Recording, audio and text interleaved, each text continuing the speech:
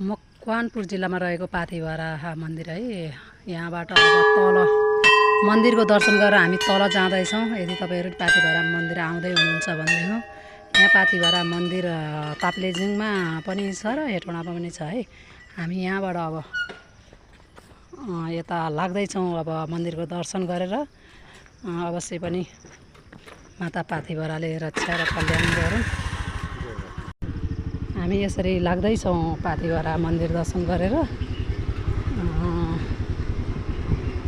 हजुरहरूलाई लोकेसन पनि मैले दिनेछु। यो चाहिँ दर्शन गरेर फर्किँदा आउँदाखेरिको मैले खिचिनँ, जाँदाखेरिको मैले खिच्दैछु भिडियो है। पाथिभरा मन्दिर आउनुहुन्छ भने यहीँ फुलपाती नैवेद्य प्रसादी सबै थोक छ। एकदम अवश्य पनि यहाँ चढाउनको लागि फुल प्रसादी पनि छ है। यहाँ पाथिभरा मन्दिर दर्शन गर्न आउनको लागि यो भैरव डाँडा अरे। पहिला भैरवको मन्दिर चाहिँ चर्चित थियो अरे। अहिले अब पाथिभरा मन्दिरले गर्दाखेरि पारिपट्टि सबै हरियाली छन्। त्यो हाम्रो यहाँ के भन्छ यो घन्टाघर खालका भैरव मन्दिर यो टोलीहरू भयो। बस्ती छ यहाँ आइसकेपछि। तर हेटौँडाको सबैभन्दा उच्च या टाढो जस्तै लाग्छ मलाई चाहिँ यहाँबाट हेर्दाखेरि। ठ्याक्कै सबै स्ल्याब छ है। यहाँबाट अब सिधै ओह्रालो घुम्दै जाने भयो। यहाँबाट अब लगभग राप्ती खोलाको छेउसम्म ओह्रालो छ।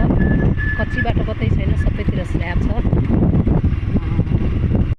सबैभन्दा हाइटमा आइपुगेका छौँ। उतापट्टि पल्लो डाँडा भयो, उता भयो। हामी हाइटबाट एकदम ओह्रालो लाग्ने क्रममा छौँ। सबैतिर सकुवाहरू सब राखे। यहाँ पुरै उकालो छ।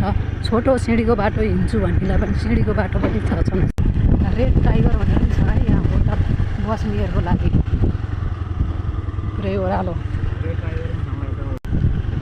ल है। हेर्नु अब उतापट्टि तल हाम्रो चौकी टोल, यो बस्ती चौकी टोल भने यो हेटौँडा बजार हेर्नु। यहाँ पुरै किरिमिरी चौकी टोल हेटौँडा बजार।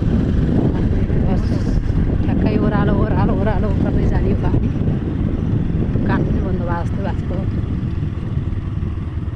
बाटो बतासे डाँडा यो चाहिँ ठ्याक्कै। यहाँबाट चाहिँ टक्क आएर एकछिन यहाँ आराम गर्न सक्ने ठाउँ, प्रतीक्षा लाए पनि भएको ठाउँ।